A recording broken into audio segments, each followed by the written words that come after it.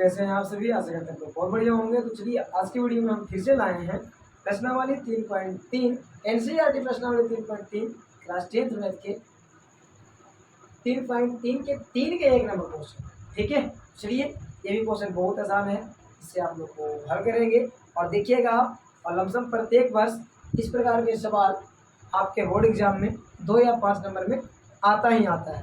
ठीक है, इसलिए लास्ट तक मेरे वीडियो बने रहें ताकि हम इसी प्रकार क्वेश्चन आप लोग के लिए हमेशा लाते रहें और लास्ट तक बनिएगा तो आपका ही लाभ है। आप पूरा कोर्स कर नहीं सीखते हैं, थोड़ा सा में चल जाते हैं तो कुछ आप लोग सीखने वाले नहीं हैं। तो वीडियो में लास्ट तक बने रहिएगा, तभी आपको समझ में आने वाला है, अन्यथा कुछ भी नहीं आएगा। ठीक है, चलिए स्टार्ट करते हैं वीडियो को। चलिए तो सबसे पहले दिया गया है क्वेश्चन क्या कहता है कि निम्नलिखित समस्याओं में रैखिक समीकरण युग्म बताइए और उनके हल प्रतिस्थापन विधि से ज्ञात कीजिए। रैखिक समीकरण युग्म का मतलब होता है, रैखिक का मतलब एक घात वाला समीकरण, ठीक है, और युग्म का मतलब जोड़ा। एक घात वाला दो समीकरण आपको तैयार करना है और उसको प्रतिस्थापन विधि से हल करना है। तो कहता है सबसे पहले कि दो संख्याओं का अंतर 26 है और एक संख्या दूसरी संख्या की 3 गुनी है, तो उन्हें ज्ञात कीजिए। सबसे पहले दो संख्याओं के अंतर क्या है? 26 है, यही ना बोला है। हाँ, दो संख्याओं का अंतर कितना है? 26। ध्यान से देखिएगा। सबसे पहले आपको बता दूं कि अंतर के मतलब होता है घटाओ। क्या होता है? अंतर बराबर क्या होता है? घटाओ। समझ में आया ये बात? अंतर का मतलब क्या होता है? घटाओ होता है। तो दो संख्याओं के अंतर। चलिए तो सबसे पहले कुछ माना है, देखिए ध्यान से क्या माना है। तो मान लेना है कि पहली संख्या बराबर x और दूसरी संख्या बराबर y। ठीक है, चलिए तो अब बोला है कि दो संख्याओं के अंतर क्या है? 26 है। तो चलिए क्या बात है, अंतर मैंने घटाओ 26 है। तो पहली संख्या माइनस दूसरी संख्या, पहली संख्या माइनस दूसरी संख्या बराबर कितना है? 26 है। ये हो गया आपका समीकरण फर्स्ट। ये शर्त फर्स्ट से, ठीक है, ये शर्त है आपका फर्स्ट। उसमें बोला कि दो को संख्या के अंतर से ऐसे 26 है, दे दिए x माइनस वाई बराबर 26। ठीक है, अब पुनः शर्त सेकंड को समझाइए।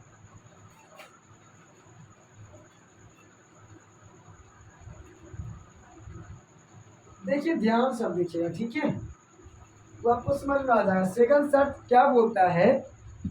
कहता है कि एक संख्या दूसरी संख्या की 3 गुनी है।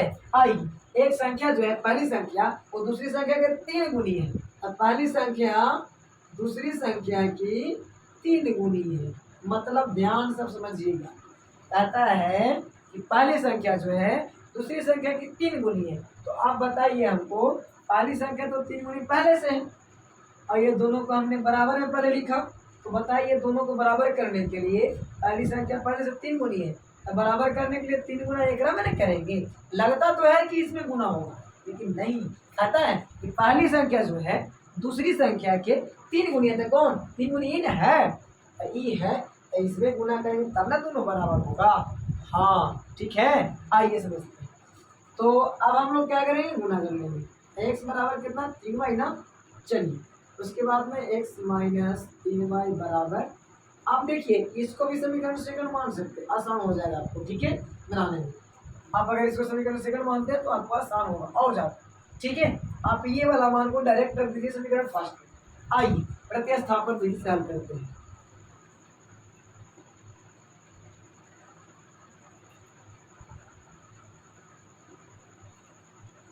प्रतिस्थापन विधि, ठीक है, तो देखिए x का मान प्रतिस्थापित हुआ है ना, पहले से ही प्रतिस्थापित हो गया है, तो इसे हम लोग हल करेंगे। खाली देखिए x के जगह पर आप 3y रखेंगे, जहाँ x वहाँ 3y। मतलब कहना है आपको कि समीकरण सेकंड का मान, समीकरण 2 का मान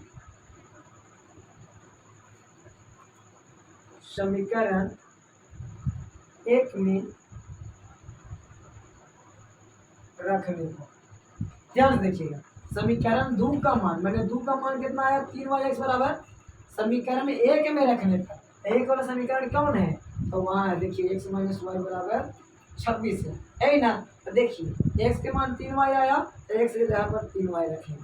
समझ में आ रहा? और y का तो y होगा ही, और 26 का 26। कितना समझ में आया? आइए इसके बाद में यहाँ का चिन्ह दे दीजिएगा, चलेगा। ठीक है, चलिए यहाँ भी दे दीजिएगा, जहाँ जहाँ आपको बीच में बराबर दिखे वहाँ आप यहाँ का चिन्ह दे सकते हैं। No tension. समझ में आया? आइए तो अब देखिए 3y में से 1y जाएगा तो 2y बचेगा। अब बराबर 26 का 26 और y बराबर जब निकालेंगे तो 26/2 यानी कि 2 से 13 बाद में करेगा। अब y बराबर कितना आ गया 13 आ गया। तो मतलब y का मान आ गया 13। ठीक है, ये वाला मान को अगर हम रखते समीकरण सेकंड में x के मान को निकलेगा ना। आइए देखते हैं, लिखना है अब कि y के मान समीकरण 2 में रखने पर, आइए 2 में रखते समीकरण। चलिए समीकरण 2 क्या है, तो x बराबर 3y, x बराबर 3 गुना y के मान क्या आया है 13 आया है, 13 रख दीजिए। ठीक है, तो x बराबर 13 कितना हो जाएगा 39। मतलब कि पहली संख्या x बराबर 39 आ गया। तो आप लिखिएगा कि अतः पहली संख्या x बराबर 39 और दूसरी संख्या y बराबर क्या लिखना है 13।